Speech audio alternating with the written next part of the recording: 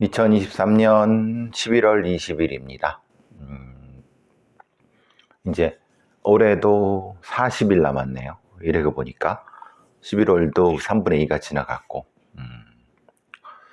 이번 주는 오늘 좀 이따 그놈 녹화하고 편파TV 할지 안 할지 모르겠지만, 그러고 내일은 뭐 하루 종일 또 지방 출장을 가고, 모레는 노변 하고, 모르겠어요. 그 시사본부 사건본부가 아마 오늘 결정이 날 겁니다.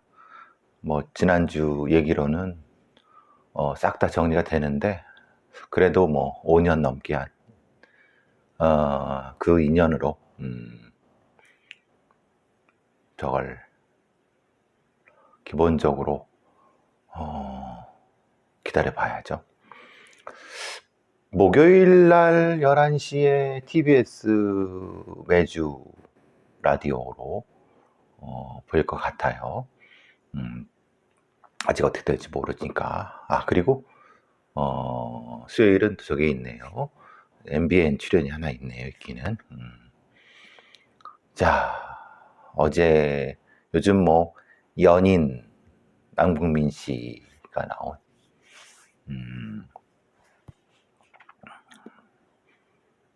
병자호란 뒤에 병자호란 때 이제 있었던 뭐 역관, 사실 마지막 장면을 보신 분들은 아시겠지만은 저도 어제, 정확히 말하면 오늘 새벽 2시에 봤어요.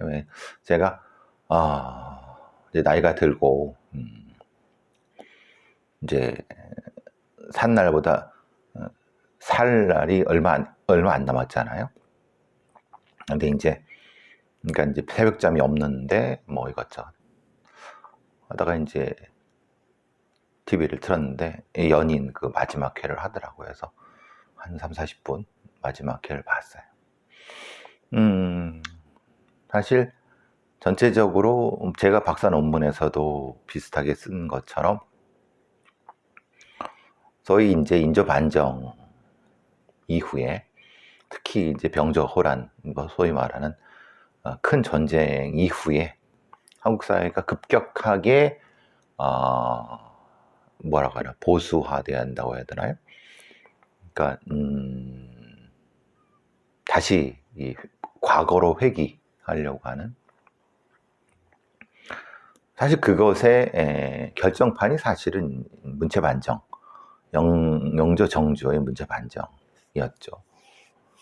이게 이제 이거를 하나의 큰 틀로 보고, 그리고 이제 이 효명세자까지 내어는 그거를 하나의 과거의 전통적인 어떤 정치로의 복원, 뭐 이렇게 얘기를 하지만은 실제로는 어떻게 보면 새로운 시대로 나가는 그 길이 사실은 차단된 거죠. 물론 그것을 이제 일본과 비교해 봤을 때나 중국과 비교해 봤을 때 뭐 그렇게 보는 것도 그렇지만, 새롭게 태동하는 어떤 특정한 세력이라든가 어떤 힘을 억눌렀다고 해야 되나요? 뭐 해야 되나, 그런 차원에서 봐도 좋을 것 같고, 어쨌든 그래도 괜찮은 드라마였던 것 같습니다. 뭐 다 보진 못했지만 끝에 마지막 장면을 보면서, 마지막 화를 보면 대충 뭐, 특히 이제 이름이 까먹었네요. 이 목사님 아들 까먹었다.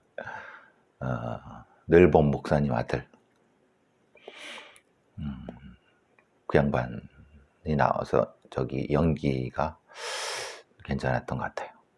자, 뭐 그건 그렇고, 여러분 프로고발로라는 거 들어보셨나요? 프로고발로, 고발 전문 단체. 그러니까 이제 남현이가 서울 강서구 의회 의원 김민석한테 나를 아시나요? 왜 나를 모르는데 왜 나를 고발을 하시냐고. 물론 이제 그 김 의원은 정치인이 사회에 관심을 가져야 되고 사기 피해자들이 자기한테 제보를 해왔기 때문에 자기는 전청조와 남현희를 고발을 한 거다. 그러니까 진정을 낸 거죠. 그러니까 그게 뭐 고발이죠. 뭐. 그러니까 이제 원래 김민석은 원래 이종배와 같이 민주당 저격수로서 여러 일을 해왔고, 또 이제 반대로 민주당 쪽에서 건건이 고발하는 사람도 있습니다. 그런데 네, 말하자면은 이게 소위 공권력을 감시하는 기능은 있지만은 수사력 낭비라는 지적도 있습니다. 말하자면 이런 거죠. 이게 이제 고발과 고소를 통해서, 특히 고발이죠, 제3자 특정 사안을 이 수사기관으로 가져가는 것이 실제로 도움이 되느냐, 정의를 위해서. 물론 이제 피해자가 특정이 되지 않은 사건에 대해서 시민단체가 고발을 해서 사건화 하는 측면에서 이창현 한국외대 법학전문대학원 교수의 이건 긍정적인 요소가 있다고 얘기할 수 있어요. 그런데 문제는 이게 처벌로 이어지는 것과는 별개로 이 사안의 전체적인 어떤 진실, 이것을 꼭 반드시 수사기관이 그것을 진실을 밝힌다. 사실 그럴 수는 없어요. 왜냐하면 수사기관은 거기에 전문성이 있는 사람들도 아니고, 전문성이 있다 하더라도 수사라는 것 자체에서 수사한다고 해서 모든 게 딱 깔끔하게 싹 밝혀진다. 그건 사실은 뭐 말도 안 되는 소리입니다. 그러니까 고발을 통해서, 고발 진정, 민원 이런 걸 통해서 사건화를 시키고, 그 사건화를 통해서 무엇인가 여론의 어떤 환기를 시키고, 무엇인가 가해자 혹은 뭐 문제를 일으킨 사람들, 아니면 뭐라고 부르든 이런 사람들에 대한 어떤 압박은 분명히 될 수 있어요. 그런데 문제는 이게 이제 오히려 사회 혼란을 키우고 국민들의 피로감, 그리고 수사력 낭비, 뭐 이런 것들에 대한 얘기도 분명히 있어요. 그러니까 이제 이창현 같은 사람들은, 이창현 교수는 이것도 민사소송이 인지대에 돈을 내는 것처럼 돈을 좀 내야 된다라고 하는데, 사실 저는 그거는 조금 좀 부정적인 것 같고, 특히 이제 이런 고발 행위가 특정 정치 세력이 활용되면 편파 수사로 이어질 수 있다. 특히 형사사법권이라고 하는 것은 기본적으로 모두한테 공평하다. 천만의 말씀입니다. 특히 이제 이 형사사법권은 보수당 혹은 이런 쪽에 더 친화적이라는 건 다 알려진 바입니다. 그러니까 또한 그것을 담당하고 있는 어떤 검사라든가 아니면 어떤 경찰이라든가 아니면 경찰의 특정 누구라든가 이런 사람들이 자신들의 어떤 이익을 위해서 어떤 검사나 아니 검찰총장이나 아니면 경찰청장이나 아니면 어떤 경찰서장이나 이런 애들이 그걸 한번 떠볼까? 라는 정치적 이익을 위해서 형사사법권을 활용할 수도 있는 거예요. 그러니까 정치의 사법화라는 것이 반영된 결과일 수도 있죠. 이건 이응혁이라는 사람이 한 얘기고, 그러니까 수사가 도구가 돼서 통치가 발생할 가능성, 이건 예전부터 많이 얘기되고 있는 거예요. 그러면은 그러니까 우리가 중간이 부족하다. 예를 들면 이런 거죠. 어떤 돈을 빌려서 누가 안 갚고 막 그럴 때, 이건 뭐 어떻게 찾을 방법이 없으니까 일단 고소부터 해놓고, 그 다음에 경찰이 소재 파악하고 뭐 이렇게 하면 압박을 받아서 뭐 이렇게 일부 뭐 갚고, 이런 식의 경우가 이 채권 채무 관계에서 많이 있었단 말이에요. 그러면은 차라리 그 과정을 변호사 혹은 중간 단계의 일종의 준준사법, 어떤 시스템을 만들어내면 되는 것이 아니냐. 말하자면 실제로 이 프로 고발러는 결국은 누구의 역할을 대신하냐면 언론, 특히 탐사 어떤 이런 보도 언론이 우리나라에서 극히 부실하잖아요. 오죽했으면 더 탐사라든가 뭐 이런 그런 단체가 나타날 정도니까 실제로는 언론이 제 역할을 못하고 있다. 언론이 그냥 황색 언론, 받아쓰기 언론, 빨아주기 언론, 경찰을 빨아주고 검찰을 빨아주고 정치권을 빨아주고, 그러니까 힘 있는 자들을 빨아주고 힘없는 사람들은 그냥 밥이고, 그러는 과정에서 언론을 통한 어떤 여론의 환기라든가 어떤 특정한 이슈의 어떤 것을 만들어내는 기능이 몰각되어 있는 상태에서 고발을 그 진정을 넣음으로써 무엇인가 뭐 어쨌든 그걸 통해서 뭔가 이렇게 사건화되는 과정이 또 언론을 통해 중계되면 이런 부분이 있다는 거죠. 즉 말하자면 프로 고발러라고 하는 것은 특히 사적 구제, 제가 이제 뭐 지지난주에 PD수첩에 인터뷰를 좀 하긴 했고, 특히 이제 그 사적 구제, 특히 어떤 교사가 어떤 특정한 학부모로 갑질당하는 부분에 대해서 그 신상을 고발하고 막 그랬는데, 그런 부분에 있어서는 그러니까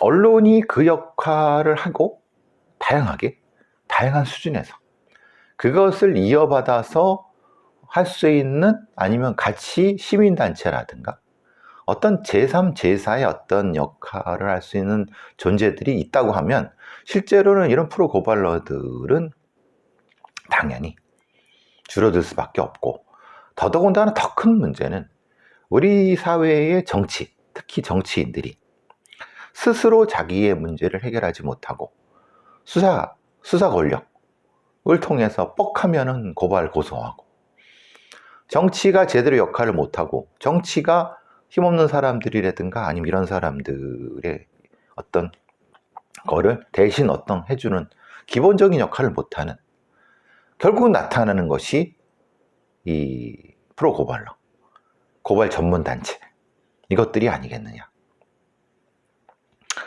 어떻게 보면 과도기일 수도 있고 어떻게 보면 부정적인 어떤 부분일 수도 있습니다. 뭐가 됐든 이거는 사실은 적절하지 않죠. 그렇지만은 지금 이 상황까지 오게 된 것은 무엇인가 지금 누군가가 그 역할을 못하고 있기 때문에 그걸 대신한다고 주장할 수도 있는 겁니다. 그렇지만 이 대부분의 프로 고발러의 프로 고발은 긍정적인 것보다 부정적으로 수사권을 가지고 있는, 독점적으로 가지고 있는 자들이 또 이걸 또 장난을 치게 되고, 그러니까 수사 과정 자체가 투명하지도 않고 그 수사를 하는 사람들 자체도 정직하지도 않고 전문성이도 않는데 그거 어떡할 거니? 이건 우리가 심각히 고민을 해봐야 된다. 제가 PD수첩 PD한테도 그런 얘기를 했죠. 그래서 그런 건지 PD수첩에 제 인터뷰나 그 분량이 확 줄어드나 보죠. 저는 사실 그런 건 잘 안 보는데 뭐 그래도 어쩔 수 없는 거고. 자, 차를 박았다고, 예를 들면 이런 거예요. 어떤 사람이 자기 집에서 잠을 잤어요. 근데 누군가 전화를 해갖고 당신 차를 내가 박았다. 그런 경우 종종 있죠. 영화에서 많이 보잖아요. 근데 사실은 그 사람은 경찰이었어요. 자기 신분을 밝히지 않은 경찰인 거죠. 밖으로 나갔어요. 뭐냐 그랬더니 보니까 사실 이 사람이 좀 술 냄새가 난 거죠. 그러니까 당신 저기 2차 타고 저기 바로 전에 2차 타고 와서 지금 자고 있는 거지? 음주정. 그랬더니 이 사람은 아니다. 나는 술 먹은 거 맞지는 운전은 후배가 했다. 그럼 그 후배의 인적사항을 얘기해봐라. 아니 내가 왜 그걸 알려주느냐? 라고 옥신각신하다가 경찰은 음주운전 이 현행범 체포를 한 거죠. 1심 재판부는 이겁니다. 이게 무죄가 나왔는데, 그러니까 왜냐?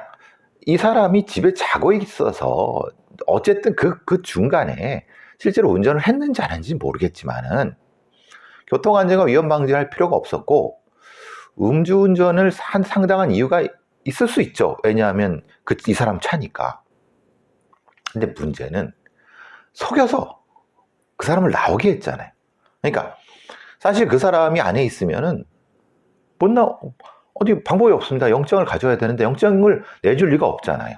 그러니까 속여서 나오게 해서 음주운전을 측정을 요구한 것은 이것은 위법이다 라고 판단한 거예요. 2심도 마찬가지예요. 체포되는 과정에서 피의사실 요지와 체포 이유를 고집하지 못했고 소위 말하는 미란다 원칙을 고집하지 못했다 라고 하는 거예요. 그러니까 1심과 2심은 조금 그 결이 달라요. 1심은 좀 포괄적으로 속여서 나오게 한 것은 이것은 위법하다. 2심은 그 체포하는 과정, 그러니까 어떻게 나오게 했는지는 모르겠지만은 체포하는 과정이 진짜 미란다 원칙. 그러니까 사실은 좀 애매한 건 그래요. 그러니까 1심의 무죄와 2심의 무죄의 어떤 그 내용은 달라요. 1심은 왜 속였느냐? 경찰인데. 그게 독수독가라는 거죠. 독수독가 원리에 위배되기 때문에 안 된다는 거고 2심은 독수독가를 지적하는 것이 아니라 어쨌든 나왔어. 거기서 체포되는 과정에서 당신한테 미란다 원칙을 고지를 했어야 되는데 안 받았다는 거죠. 사실 저는 이 사건이 3심에서 어떻게 될지 굉장히 궁금합니다. 왜냐하면 이건 굉장히 큰 판례가 될 수 있기 때문에 그렇습니다. 즉 말하자면 경찰들도 사실 그런 걸 많이 합니다.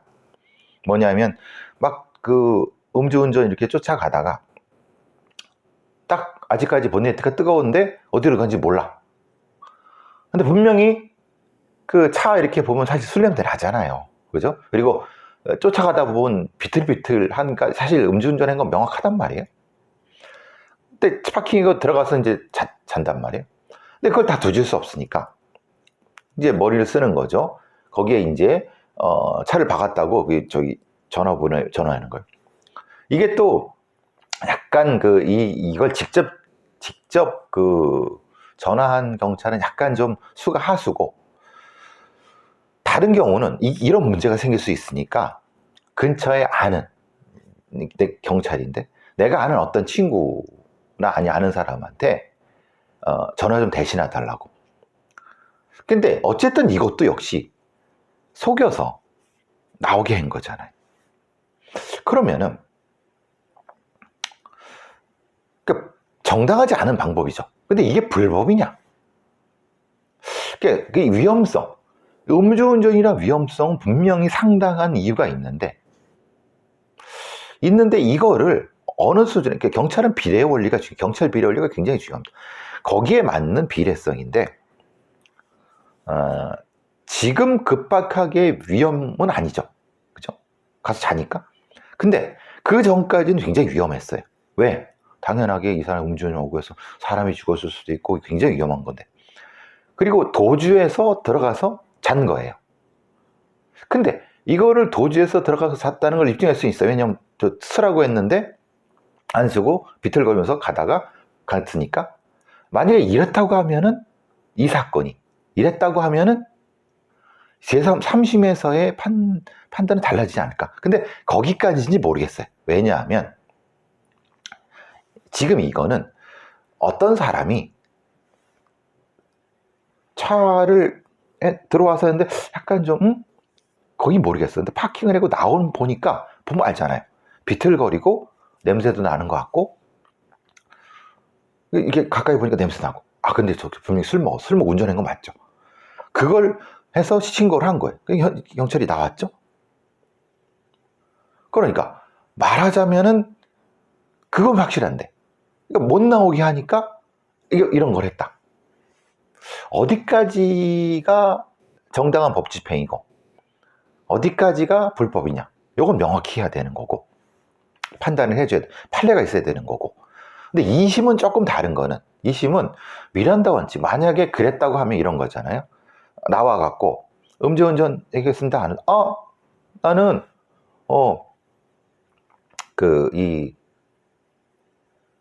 내가 지금 술을 먹은 건 맞지만 난 운전 안 했다. 후배가 했다. 그래요? 그 후배 그 인적사항을 좀 얘기해 주시죠. 그랬더니 내가 당신한테 왜 그 인적사항을 했느냐? 난 못 준다. 가겠다. 라고 했을 때 이때 현행범 체포를 할 수 있냐 이 말이에요. 왜냐? 명확히 지금 음주운전을 한 거는 모르겠어요. 왜? 후배가 했다고 하니까. 근데 후배가 했는지 안 했는지에 대한 그 인적사항을 줄 의무가 있느냐? 여기서 이 문제가 되는 거예요. 그랬다고 하면 어떤 명목으로 체포를 하느냐? 즉 말하자면, 근데 아마도 이때 그 경찰 애들이 제대로 된 미란다 원칙을 긴급 체포합니다.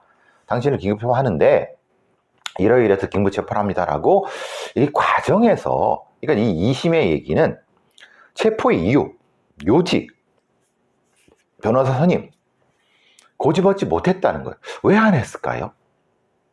사실은 이걸 했다고 하면은, 그러니까 2심은 앞에 거는 사실 문제 삼지 않은 거예요. 그러니까 여기서 3심이 어떻게 결론하냐? 3심이 2심처럼 앞에 거 독수독가는 이 정도는 봐줄 수 있다. 2심 독수독가 봐줄 수 있어도 미란다 원칙에 고지하지 않은 거는 문제지 않느냐. 그러니까 3심이 1심의 이유를 들어서 위법한 거로 할지, 아니면 2심의 걸 위법한 거로 할지, 아니면은 다 괜찮다라고 할지. 다 괜찮다는 아닌 것 같아요. 다 괜찮다는 아니야. 이거는 굉장히, 이거는 실무에서도 좀 고민이 많은 부분들입니다. 제가 알고 있기로는. 한번, 글쎄요, 이거 한 번 더, 요거는 좀 더 우리가 한 번 더 살펴봐야 될 거라는 생각이 좀 들어서 요거 좀 가져와 봤고요. 이 연합뉴스 TV를 이제 최대 주주가 을지병원 있죠. 대전에 있는 박준영 이사장이란, 이 인간이 참 독특하네요. 엄청나게 많은 마약성 진통제를 처방받은 소위 말하는 약쟁이라는 얘기인데, 어떻게 이 사람이 4년간 3,161회 마약 처방, 을지대 이사장, 이런 마약쟁이가 방송사, 특히 보도 채널 방송사를 갖는다. 이거는 좀, 그래도 죄질도 나빠요. 그러니까 자기가 의료보험 운영자잖아요. 그 지위를 이용해서 의료병원에 있는 그 의사들한테 약 가져와 해갖고 약을 먹은 거잖아요.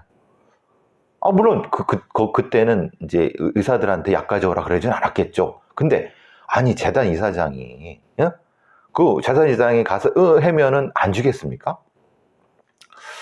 그게 너무 심각하네요. 2018년부터 11월 1년 6개월 집행유예 3년을 선고받았어요. 명확히 이 사람 마약 전과자 맞습니다.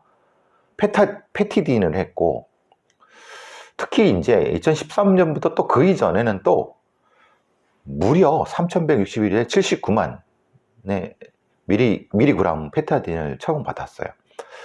이 심각한데, 특히 이런 자가, 이게 정상적이지 않죠. 어떻게 이런 자가 보도 전문 채널의 소유주가 될 수 있죠? 참 말세입니다, 말세. 전 그럼 녹음하러 갑니다.